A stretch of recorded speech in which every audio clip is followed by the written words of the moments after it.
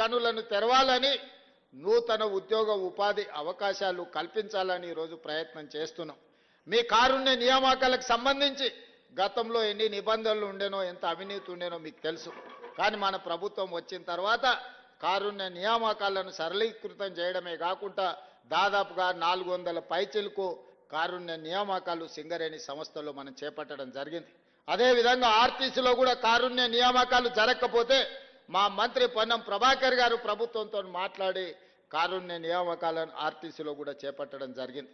ఈ రకంగా కార్మికుల యొక్క అభ్యున్నతి కోసం, కార్మికుల యొక్క సంక్షేమం కోసం ఈ రాష్ట్ర ప్రభుత్వం ప్రయత్నం చేస్తున్నది.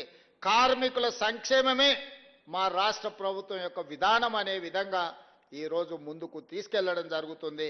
మీతో ఏ సందర్భం వచ్చినా మీతో మాట్లాడుతున్నాం, మీతో కలుస్తున్నాం. కార్మికులు అంటే మా సోదరులన్న భావన ఈరోజు తెలంగాణ రాష్ట్రంలో మేము కల్పించగలిగినాం. ఇవాళ అసంఘటిత కార్మికుల గురించి ఆలోచనే చేయలేదు. ఈరోజు అసంఘటిత కార్మికులందరినీ ఒక దగ్గరికి పట్టుకొచ్చి రాష్ట్ర ప్రభుత్వం తొందరలో తీయబోయే పాలసీలో వాళ్ళందరి సూచనలు సలహాలు తీసుకున్నాం.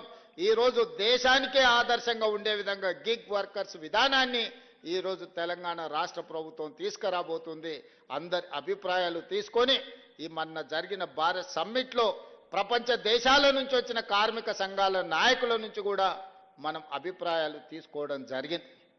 ఇవన్నీ మీరు అండగా నిలబడి ఈ ప్రభుత్వాన్ని అధికారంలోకి ఈ పార్టీని తెచ్చినందుకే ఇవన్నీ సాధ్యమైంది. ఆనాడు రాహుల్ గాంధీ గారు కన్యాకుమారి నుంచి కశ్మీర్ వరకు 150 రోజులు 4000 కిలోమీటర్ల పాదయాత్ర చేస్తూ మండు టెండల్లో మంచు కొండల్లో మిమ్మల్ని అందరినీ కలిసి మీ ఆలోచనలు పంచుకొని ఆనాడు కార్మికులను, విద్యార్థులను, నిరుద్యోగ యువకులను, రైతు కూలీల సంఘాలను కలిసి వాళ్ళు వెలుబుచ్చిన అభిప్రాయాలను రాహుల్ గాంధీ గారు సేకరించి ఈరోజు కులగణన చేపట్టాలి అని చెప్పి ఆదేశాలు ఇచ్చాడు.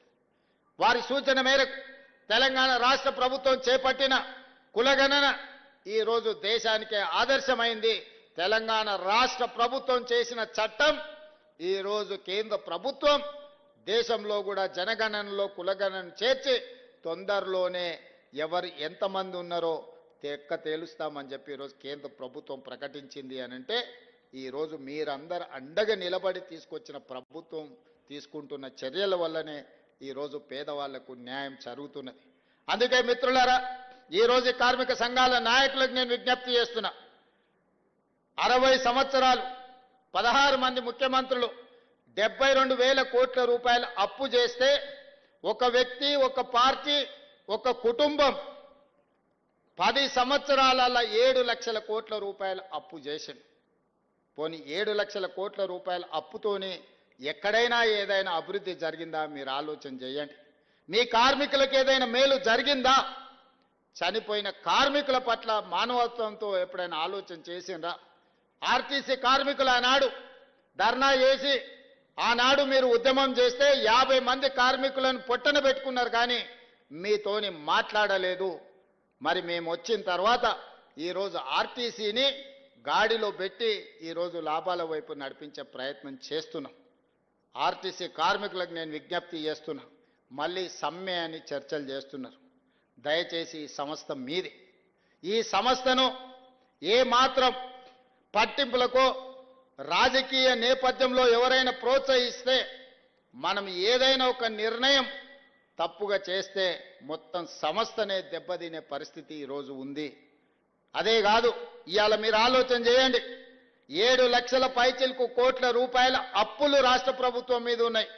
ఆయన 50,000 కోట్ల రూపాయల కాంట్రాక్టర్ల బిల్లులు పెండింగ్ పెట్టాడు. బొగ్గు సరఫరా చేసిన